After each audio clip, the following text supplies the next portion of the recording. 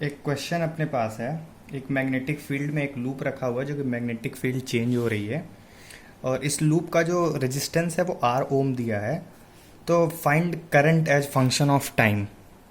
ठीक है, तो इसको खुद से सॉल्व करें आप लोग। अपन सॉल्व करके इधर पॉज करके सॉल्व कर लिया करो यार। क्वेश्चंस देखो, क्वेश्चंस करोगे तभी क्लैरिटी होगी, आपको चीज़ें दिखना तभी शुरू होंगी। इसमें जैसे कि आप देख सकते हो मैग्नेटिक फील्ड चेंज हो रही है।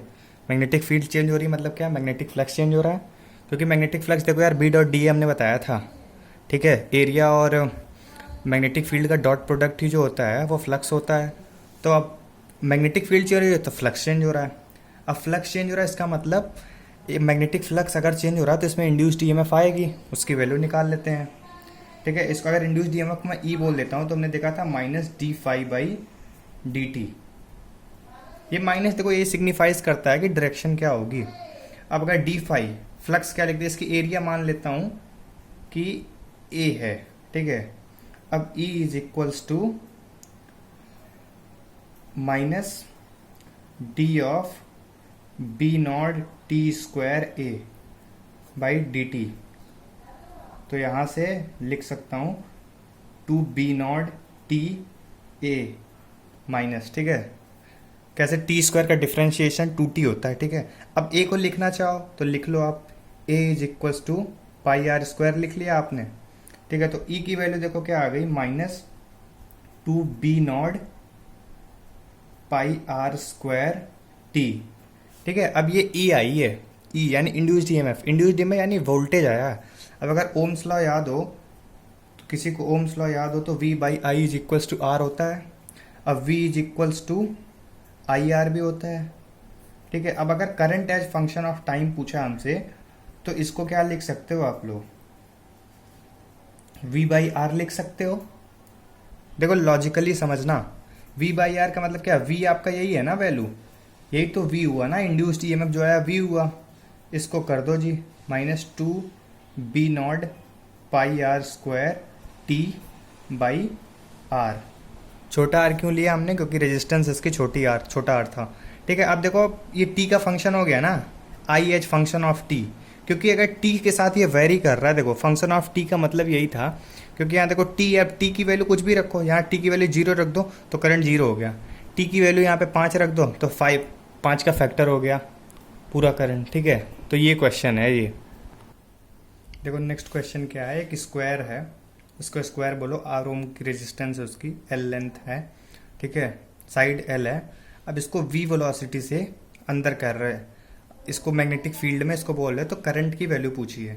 ठीक है, अब देखो बाहर है तो कोई फ्लक्स नहीं होगा क्योंकि यार इसमें कोई एरिया नहीं है। ठीक है, इस जो एरिया है इसमें कोई मैग्नेटिक फील्ड नहीं है, बाहर कोई मैग्नेटिक फील्ड नहीं। जैसे ये मान लो कि थोड़े टाइम में ये थोड़ा अंदर हो गया। ठीक है, अब v वेलोसिटी इसकी है, आधा अंदर हुआ है, पूरा अंदर नहीं हुआ है। तो ठीक है, अगर वेलोसिटी का फॉर्मूला किसी को याद हो, फॉर्मूला वेलोसिटी का, तो x बाई टी होता है। मान लो ये डिस्टेंस x ये चला है तो x की वैल्यू vt आ गई। ठीक है, vt आ गई।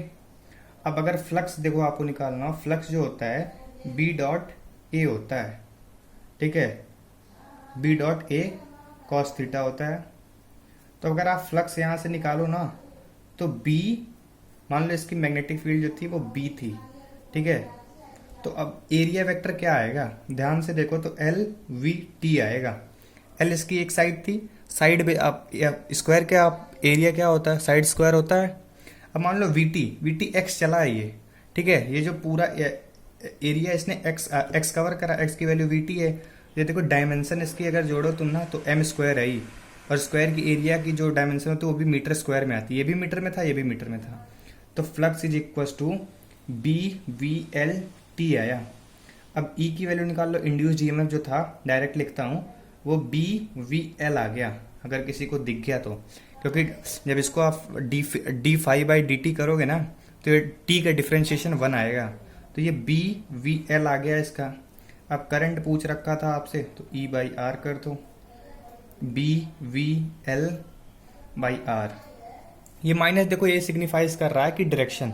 लेंस लॉ यहाँ पे अपने आप वेरीफाई हो गया, अगर आप ध्यान दो तो लेंस लॉ से कर भी सकते हो आप इसको, तो टक पड़ेगा, डायरेक्शन ही मिलेगी सिर्फ आपको। बट यहाँ पे करंट की वैल्यू जो ना B v minus B v l by r i. Okay, next question क्या है अपने पास। देखो एक लूप रखा हुआ है, स्क्वायर सर्कल लूप है, उसको आपने मैग्नेटिक फील्ड में रखा है, आर ओम उसकी रेजिस्टेंस है, ओमेगा से उसको घुमा रहे। ठीक है, बेसिकली ओमेगा यहाँ पे एंगुलर वेलोसिटी है। अब इसमें पूछ रखा है इंड्यूस्ड ईएमएफ की वैल्यू क्या आएगी और करंट की वैल्यू क्या आएगी। देखो इसमें दो तरीके हैं, एक तरीके से आप फंसोगे, दूसरे से आप निकाल सकते हो। पहला आप इसको फार्मूले से करो तो फंसेंगे आप। ठीक है, फार्मूले से करें तो फंसेंगे नहीं, फिर भी कर लोगे आप। और दूसरा अगर दिमाग लगाओ तो तुरंत कर सकते हो आप। किसी को दिख रहा है कि मैग्नेटिक फ्लक्स यहाँ पे कांस्टेंट है, क्योंकि एरिया जो होगी इसकी होगी ही होगी और मैग्नेटिक फील्ड अंदर है। ठीक है, तो कोई चेंज नहीं हो रहा, मैग्नेटिक फील्ड यहाँ पे फिक्स दे दी गई है, कांस्टेंट दे दी गई है।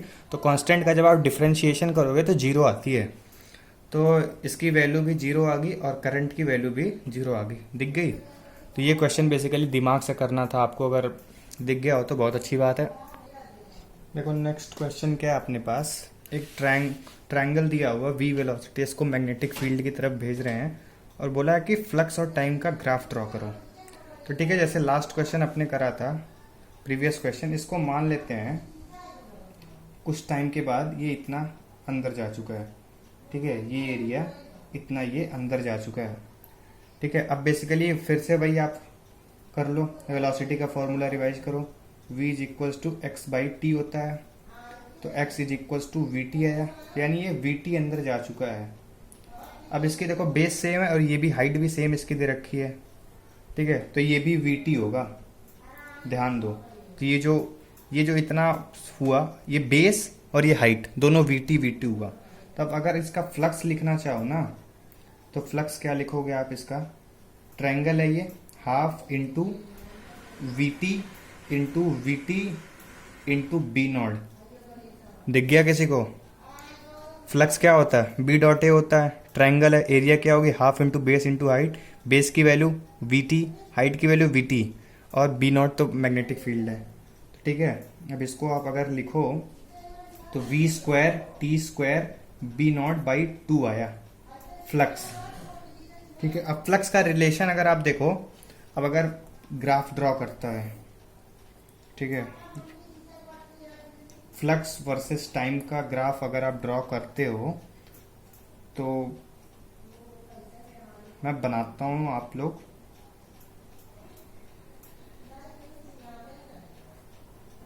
किसको दिख गया ये जो वैल्यू है ये B naught B square by two है। ठीक है, और ये जो वैल्यू है ये बी बाई वी है। जब तक ये पूरा अंदर जाएगा, देखो ये स्क्वायर पैराबोलिक रिलेशन है इसमें, तो पैराबोला बन गया। अंदर पूरा चला गया तो मैंने बताया था ना मैग्नेटिक फील्ड चेंज होगी, फिर ना इसकी एरिया चेंज होगी, तो मैग्नेटिक फ्लक्स बेसिकली कांस्टेंट हुआ, तो ये कांस्टेंट चला गया। ठीक है, और ये बी वाई वी क्या है, जब तक ये अंदर नहीं जाता, अंदर चला गया ये, उसके बाद तो फिर कांस्टेंट हो गया। तो ये ग्राफ आप देख सकते हो। और ये क्या है, फ्लक्स है, बी नॉट बी स्क्वायर, जब ये पूरा चला जाएगा बी स्क्वायर बाई टू क्यों लिखा, क्योंकि इसकी हाइट और बेस सेम दे रखा था, तो हाफ बी इंटू एच करोगे आप, तो बी बेस जो होगा वो भी बी है, हाइट जो है वो भी बी है, तो बी स्क्वायर बाई टू हो गया एरिया ट्रायंगल का। ठीक है, तो ये क्वेश्चन इंपॉर्टेंट क्वेश्चन है, ध्यान से देखो, इसको पूछ लेते कई बारी वो।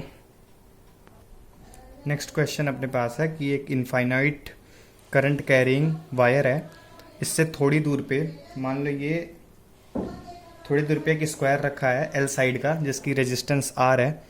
अब इसमें क्वेश्चन क्या है कि टोटल फ्लक्स बताओ आप, फ्लक्स टोटल कितना होगा। तो फ्लक्स देखो, फ्लक्स इस साइड से होगा, इस साइड से होगा, इन दोनों साइड से नहीं होगा फ्लक्स। ये मैं नहीं बताने वाला, ये आपको दिखना चाहिए, या खुद से सोचो आप। जो एडवांस वाले बच्चे होंगे या मेंस के बच्चे होंगे उनको दिख रहा होगा। बेसिकली इसमें अगर ध्यान दो तो आपको इंटीग्रेट करना है, एक्स पे जाके, ये एक्स पे जाके आप एक dx की स्ट्रिप मान लो या लाइन मान लो। ठीक है, dx की। अब अगर इसका फ्लक्स, इस छोटा सा फ्लक्स लिखो, छोटा फ्लक्स लिखोगे ना, फ्लक्स स्मॉल इसको नाम होता है, ये छोटा सा, इतने का अगर फ्लक्स आप लिखो ना, जो लाइन बना रखी है, तो ध्यान से देखना मैं क्या लिखूंगा।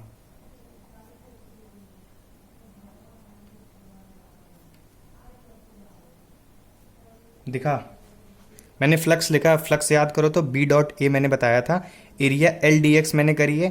ध्यान से देखो तो ये मीटर स्क्वायर हो गया, एल भी मीटर में लेंथ और डी एक्स ये भी मीटर में, तो मीटर स्क्वायर हो गया। और mu naught i by 2 pi x कहीं देखा है? नहीं देखा, भूले भटके देखा होगा भी यार, गलती से देख लिया हो। याद हो तो ये मैग्नेटिक फील्ड में बताया था, मैग्नेटिक फील्ड में पढ़ा होगा आप लोगों ने कि magnetic field due to a infinite wire क्या होता है, mu naught i by 2 pi a होता है। यहाँ पे ए क्या था, ए बेसिकली वहाँ पे लेंथ मानते तो ये एक्स है ना, लेंथ एक्स पे जाके हमने डी एक्स का माना है। तो अब क्या, अगर फ्लक्स टोटल आपको अगर निकालना है तो इंटीग्रेट कर दो इसको यार। अब देखो मैं क्या करता हूँ, म्यू नॉट आई बाई 2 पाई, ये एल बाहर निकाल लेता हूँ मैं। अब integration D x by x हो गया ये, ठीक है, फ्लक्स टोटल। अब देखो ये क्योंकि कांस्टेंट थी ये पूरी वैल्यू, तो मैंने इसको बाहर निकाल ली है। लिमिट बताओ कहाँ से कहाँ रखूँ, लिमिट किसी को अगर इसकी पता हो लिमिट कहाँ से कहाँ रखेगी, तो ए से ए प्लस एल, ठीक है। ये वायर से ए दूरी थी इसकी स्क्वायर की, अब यहाँ से कर रहे हैं हम लोग ए और ए से एल टोटल डिस्टेंस, इनिशियल ए है और फाइनल ए प्लस एल, ए और ये भी जुड़ गया, यहाँ तक कर रहे हैं ना, पहले तो यहीं तक कर रहे हैं फिर यहाँ तक कर रहे हैं, ठीक है। तो अब इसको अगर 1/x का इंटीग्रेशन किसी को याद है भाई साहब? नहीं याद होगा, मैं तो डायरेक्ट लिखता हूँ यार, अब क्या करूँ तुम लोग के लिए, मैं डायरेक्ट इसका आंसर लिखता हूँ। किसको किसको दिख गया, mu naught i l by 2 pi l n a plus l by a. Log की प्रॉपर्टी होती है, अगर ये अपॉन में है तो ये माइनस होगा, तो ये फाइनल माइनस इनिशियल, ठीक है।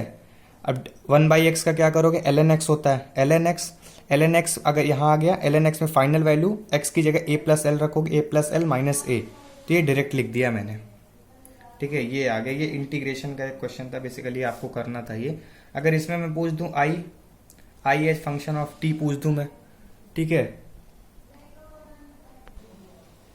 तो ठीक है, अगर I as a function of T, वैसे तो देखो ये मैं करने वाला नहीं, लेकिन चलो कर देता हूँ। इसके लिए ई निकालना पड़ेगा आपको, ई के लिए इसका जब डिफ्रेंशिएशन करोगे आप लोग, तो देखो यहाँ आई की value I not t square ले लेना, आई नॉट टी स्क्वायर ले लो आप, और इन टर्म पूरी टर्म को इसको कांस्टेंट बोल देता हूँ के। इसको जब डी टी के रिस्पेक्ट में आप लोग ये करोगे तो ये आ गया, जो आ जाएगा ये 2t के आई नॉट आ गया माइनस, ठीक है। अब इसको डिवाइड बाई आर करोगे तो I as a function of T आ गया, और ये के मैंने इसको मान लिया था, ठीक है। जिसको करना था वो कर सकता था, तो ये अच्छा क्वेश्चन था।